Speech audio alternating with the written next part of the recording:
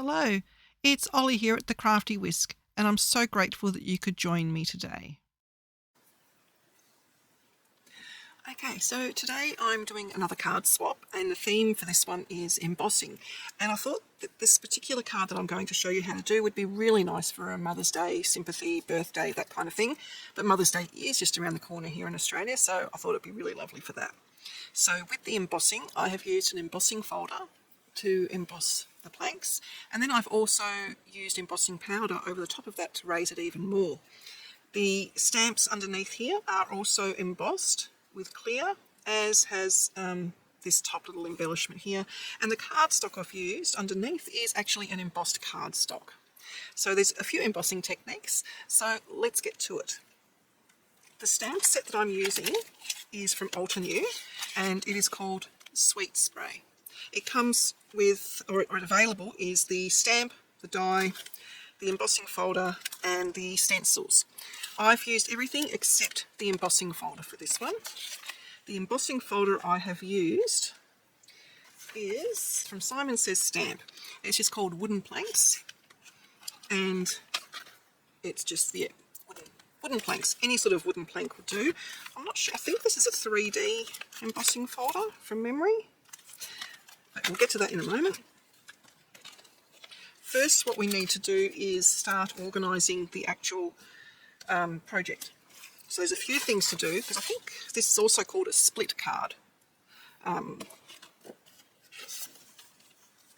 So because I'm doing an Australian card swap, my card base measures 14.8 by 10.5. I will be making a few adjustments because the embossing folder is 5.5 inches long, which is shorter than the Australian standard, but we'll get to that in a minute.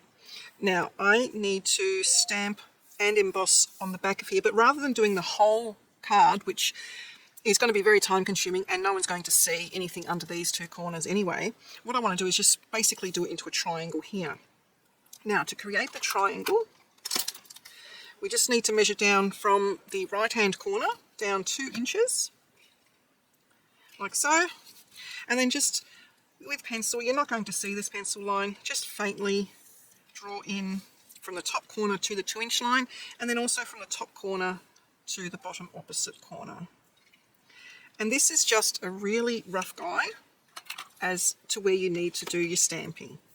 So I'm going to be doing embossing today, so I'm going to use the VersaFine in Onyx Black, and I'll be going over it with the clear gloss powder, and I'm using the Wow Clear Gloss Superfine. And then you also need to stamp out more of the stamps and emboss it again just on some separate cardstock, because that's going to become an embellishment. I've pre-done that, so you don't have to watch me go through all that again, but it's exactly the same process. I'm using an acrylic block because I will be stamping multiples of them, and I don't want to waste time by cleaning the stamp, repositioning and all that kind of thing. You can get away with a clear block in this instance really easily. I do have to invest in better clear blocks though, because I keep getting ink all over my fingers. So we're basically just going to make sure that the first stamp does cover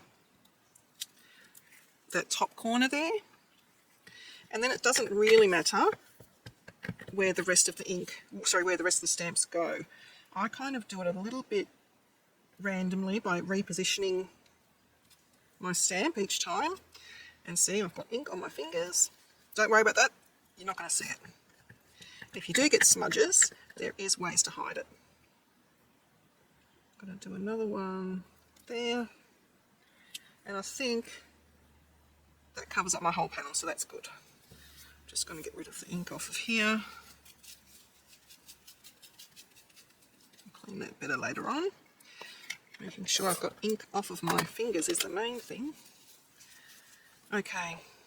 Pop some embossing powder on that, and you know what I forgot to do? Oh, I forgot to condition my paper with my little embossing pouch first. It's okay, it's not going to make a huge amount of difference with this one because it's in the background.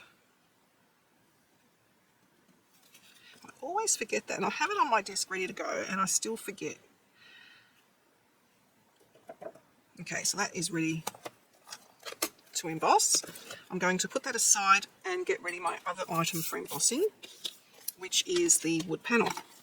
I'm not going to spray my paper first because I will be putting embossing powder onto it, and then if you spray it first, the embossing powder is going to stick to the entire sheet of paper. Ask me how I know that. When I was doing a sample card for this, oh my goodness, it was interesting. All right, so with my machine, I'm going to use my base, put my embossing folder onto the base, and then I'm using the rubber mat. That is the best sandwich for my machine. Your machine could be different. It's all about experimenting. And I tend to write on my embossing folder pouches what combination works best. Okay, take that out. And there you can see it's beautifully embossed. And you can see what I mean down the bottom here. I've got a gap. That's where my Australian size card is different to the embossing folder. But don't panic, it's all good. So now what I'm going to do is use my little embossing buddy and grab my VersaFine, or Versamark, sorry. And for this, the easiest thing to do is to use a brayer. You can go pad directly down if you want, but it is quite spongy, so you run the risk of it going where you don't want it to go. So a brayer is a wonderful tool for this. And you just go over the whole thing. I normally just go in both directions just to make sure. Make sure you do clean your brayer off. I will take it to the sink and give it a good clean later, but I just want to get that embossing ink off there first. And now I'm going to be using white. I'm using the Wow Opaque Bright White. I did experiment with other colours. This was the one that I preferred for this project. And I'm just going to make sure that there's no embossing ink on there. I find that putting my embossing powder that I use a lot into these tubs much easier because it saves me having to try and siphon everything back into a bottle. I do have other embossing powders which are in bottles, but for this sort of thing it's much easier in something larger, and plus I make a mess.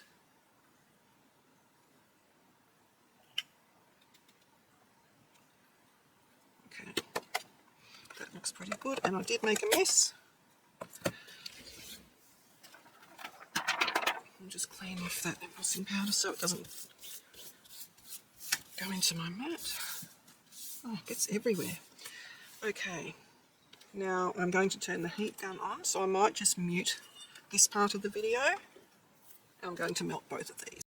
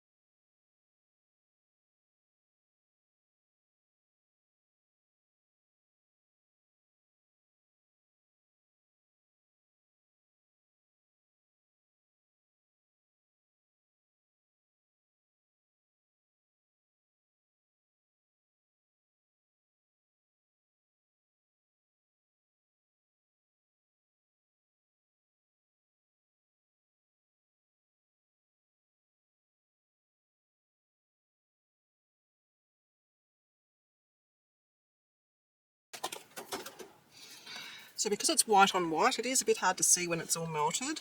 So I just sort of run my finger along it, and it's just not quite there.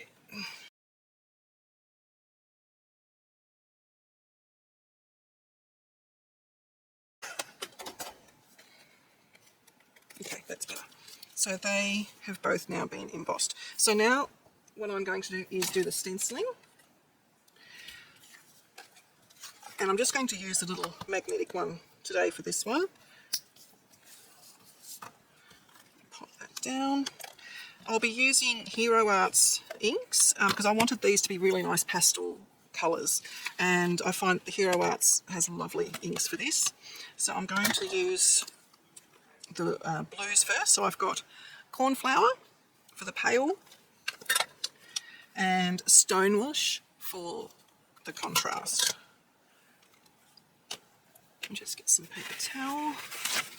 Sorry about the camera shake there. I'm just going to rub off anything that might have been on there before, so you can clean your brushes a bit. Now, stencils, they have little etchings. I don't know if you're going to be able to pick that up. Little etchings there to help you guide or position where the stencil needs to go. So I tend to, with this one, go for this trio of leaves here. Oops, where am I? Just there. And the stencil just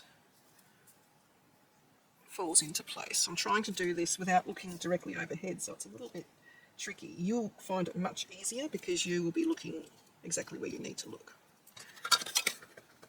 Okay. And we only need to colour in roughly in between those pencil lines. I normally go over a bit because I do need to trim this panel just a fraction because I'm working with both Australian and American measurements. And then the next one, we use the same colour. Again, just line it up. Very hard to do when you're off at an angle. There we go. And I normally sort of go in both directions just to make sure that it's inked up. Now, I'm not looking for full coverage because even with not using full coverage, you're still getting light and dark elements in there, which flowers have. And then the next stencil is the contrast. So we're going with the dark.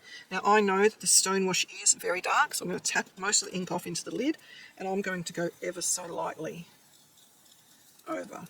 So it's a good idea to test this first.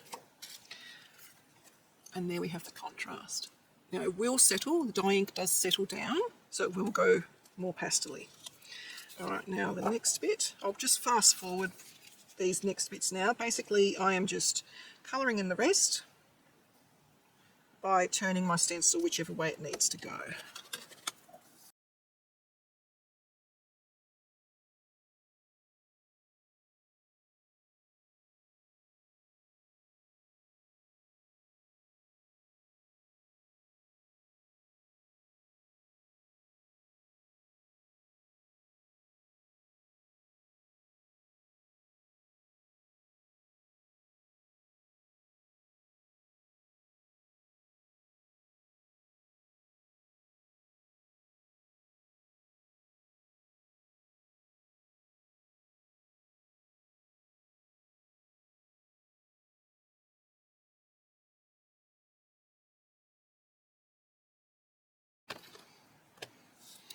Okay, now for the greens I'm using Green Hills,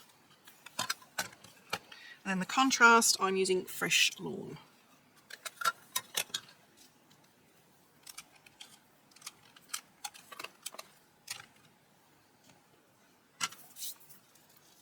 Now with these ones to line up, I tend to line up where this particular flower is, which is the bud there. I find that's the easiest one on this particular stencil to line up.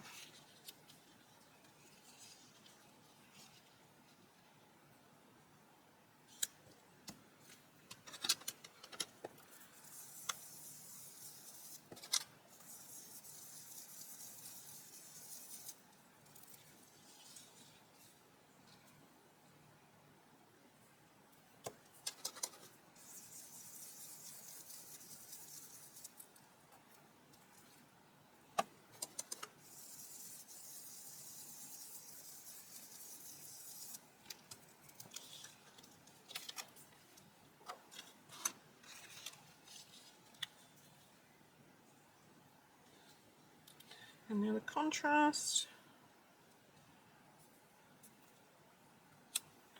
Again, this green is quite dark, so I'm going over it lightly.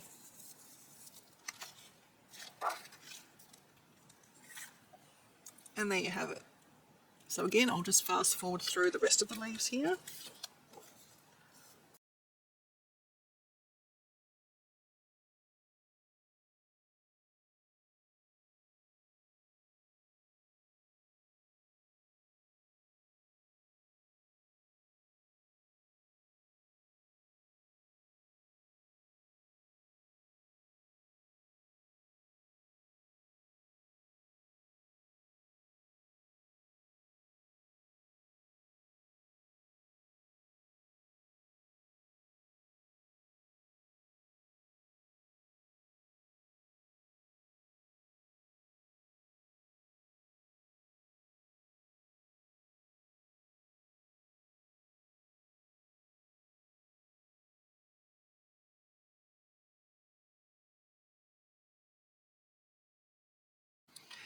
Okay, so that is our panel all coloured in, and I've also got my embellishment coloured in, and I've also die cut that, and I've also die cut another piece of plain white card to go behind it so it's a little bit more robust. Okay, so the next step is we need to cut these so that they're the same size. So they're both 10.5 across, and I need to make both of them the length of this, which I'm pretty sure was 5.5. I'm going to trim that down to.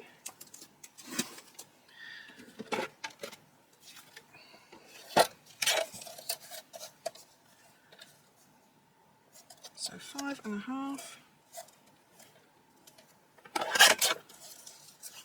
And I also need to trim this one to 5.5, so I'm just going to take a little bit off the bottom, a little bit off the top.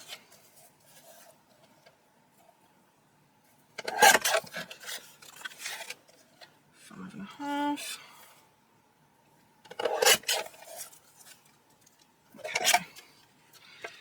The next thing we need to do is create this into the shape that we want it to be. The easiest way that I have found to do this is to lay it down onto a grid mat or get a ruler. From that top corner there, measure down 2 inches. So I'm just going to use my craft mat and go down 2 inches and just make a little mark. Use a little mark just there. Then what we're going to do is we are going to line up that mark and that top corner into our trimmer and cut.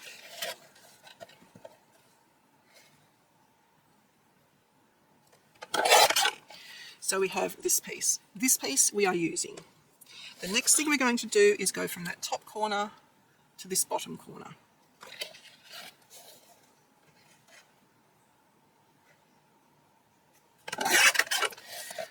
So we have these two pieces. This piece we are not using in this project, but save it, you might be able to use it somewhere else. So what we have are those two pieces there. And they are going to sit over our card panel, like so. Now you can do it just like that. That is a perfectly beautiful card. Put a sentiment on there, put your little embellishment on there, and it's a beautiful card. I wanted to highlight that there was a difference between the embossing and the stenciling underneath and give it just a little bit of dimension. So what I have done is I have cut some little strips out of offcuts, and I just cut them to 1/4 inch wide. It does not matter how wide they are. I would do 1/4 inch at a minimum. And then what we are going to do is turn our embossed piece over and put glue just along that cut edge, along the very edge. So it's not going to overlap by much. And then turn it back over, and we're going to pop it onto one of those cut strips. I am deliberately having it strip excess at both ends because you will need that. Very carefully burnish that down so that it doesn't move on you. And you can see I've just sort of gone in probably 1/8 of an inch maybe, just so that it had enough to adhere down. Then this next one we're going to turn over and glue along that edge and do the same thing. And I just used strips of cardstock that were left over from cutting my bases. And exactly the same thing. Try and make sure it's even on both sides. And burnish that down very gently. And there you have that stuck down as well. You will have glue coming out there. Don't worry, it's actually going to be in our favour. Okay, get rid of your glue off there. The next thing we're going to do is I'm going to attach the bottom corner down first. So I'm going to pop glue on basically everywhere on it, especially on this blue piece. You can use foam tape here if you prefer and you want a bit more height. It would actually be easier with foam tape, but I need to make these as flat as possible for posting. That's just part of our card swap criteria. If I was doing this and then giving it away, I would use foam tape. So now we are going to line this up with our card base. If you want to check that it's correct, you just flip it over. I'm a little bit high there. All right. I will burnish very carefully down that centre strip and then go down to the edges. It does tend to move because it's glue, so you need to be careful. Now this next bit is probably the most complicated part of the entire card. When we go to stick this one down, we are going to have a nasty little overlap there. As you can see, there's a lot of bulk of card there. So all I'm going to do is make sure that's lined up pretty accurately, and I'm going to follow the line here and just draw myself, easier if I put it down, sorry about that. I'm just going to draw where this white bit finishes. You can kind of guess where it's going to go because it needs to match up with that piece of white there. So I've just drawn a little line across there. We are going to trim that little piece off, going from the corner of the white, following roughly the line we did, and now we can also trim that little daggy bit there. So when we go to stick this down, when it's all lined up, you'll see that it matches up nicely now in that corner. It doesn't have to be perfect because that's where our embellishment is going to go. It's just getting rid of a lot of that bulk. So now we glue this entire thing.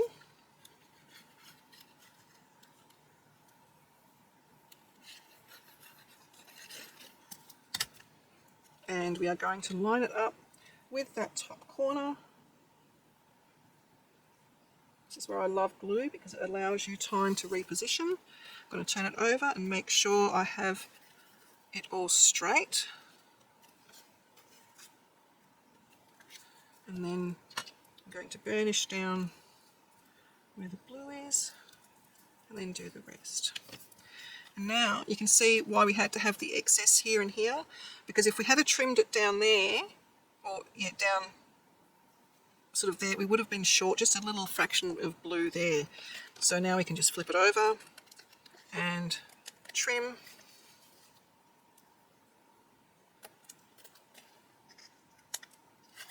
And one more there. Okay, so that is the base bit done, and now all we need to do is attach it to our coloured base, which I was sure I had one pre-cut. Oh, there it is. And I'm using, for those strips there and for this base, I'm actually using the textured side. I don't know if the camera's going to be able to pick up that it's textured. This is from Kaiser Craft card. And what I've done, because we had to trim a little bit off, I've just made that as a highlight at the top and bottom. You can do all four sides if you want. I actually like that it was just top and bottom in this instance. So glue this down.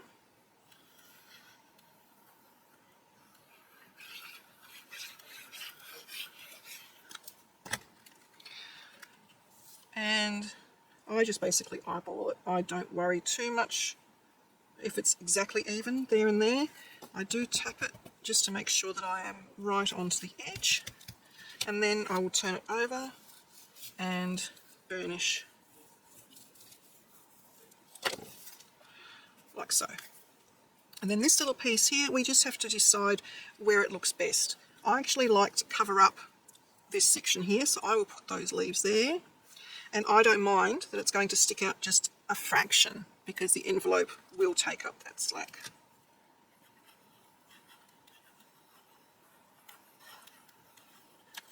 Again, you can use foam tape here.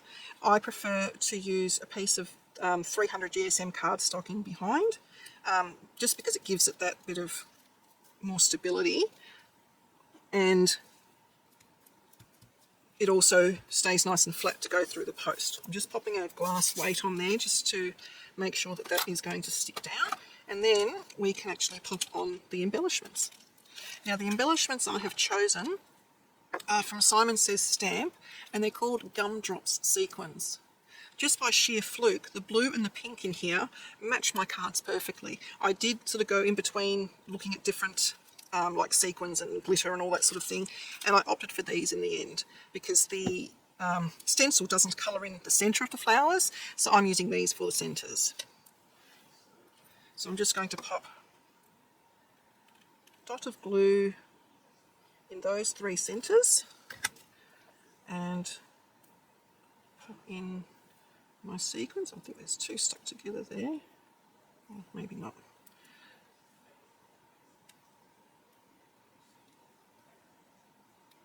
And a medium one for there. I think I've got a pink one on there. I do, that's pink. That's the wrong colour. Oh, not enough glue. Now here is also where you can decide if you've got any smudges, or if you're like me and the cats come in and step all over your projects, you might have paw prints on there, like this one that I did. I finished it, I had it down ready to photograph, and Orion stepped in the ink pen and then stepped on my card. And I thought, fabulous. Now I'm going to have to trim down that side and mount it yet again onto something else. So it's not throwawayable, but I've got to fix it. So if you did have any ink smudges, you can just pop some more sequins in there. I don't, but I like having an odd number of sequins. So I'm going to go for 5 on this card and just pop in 2 more little sequins. So there you go. That's in the blue tones, and that's in the pink tones. I hope you enjoyed that. Let me know what you think, if it's something that you're going to give a go. It's not difficult at all, and if you do make mistakes, no one's going to know, and you can easily do workarounds. I'd love to see some photos if you've done any. Please like and subscribe to my channel and hit that notification bell so that you don't miss it when I bring out a new video.